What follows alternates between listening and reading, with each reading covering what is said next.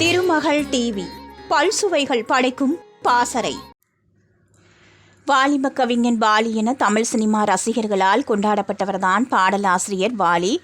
எம்ஜிஆர் மற்றும் சிவாஜி படங்களுக்கு பாடல் எழுதிய அதே வாலிதான் பிரபுதேவா நடித்த காதலன் படத்தில் முக்காலா முக்காவுலா பாடலை எழுதியவர் என்று சொன்னால் நம்ப முடிகிறதா? காலத்திற்கு ஏற்ற மாதிரி தன்னுடைய கவி நடையை மாற்றி எழுதி பாடல்களால் ரசிகர்களை ஆட்கொண்டவர் வாலி.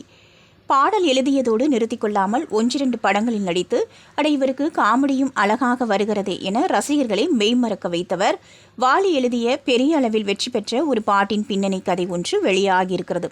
வாலி பாடல் ஆசிரியராக அறிமுகமாகி முதல் 5 வருடங்களுக்கு ஏவிஎம் தயாரிக்கும் படங்களில் எதற்குமே பாட்டு எழுத அழைப்பு வரவில்லையாம். அப்போது வாலி மெல்லிசை மன்னர் MS விஸ்வநாதனின் இசையமைப்பில் பாடல்களை எழுதி கொடுத்துவிட்டு மதியம் வீட்டுக்கு போய் மது அருந்தியிருக்கிறார். அந்த சமயத்தில்தான் வாலி தெய்வத்தாய் படத்திற்கு எழுதிய பாடல்கள் பெரிய அளவில் ஹிட்டாகி கொண்டிருந்ததாம். ஏவி மெய்யப்ப செட்டியார் வாலியை தன் நிறுவனம் தயாரித்துக் கொண்டிருக்கும் சர்வசுந்தரம் படத்திற்கு பாடல்கள் எழுத அழைப்பு விடுத்திருக்கிறார்.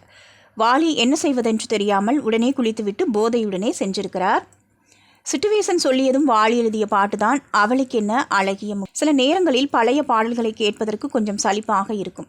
ஆனால் இந்த அவளுக்கென்ன அழகிய முகம் பாடல் எப்போது கேட்டாலும் அப்படி ஒரு புத்துணர்ச்சியை கொடுக்கும்.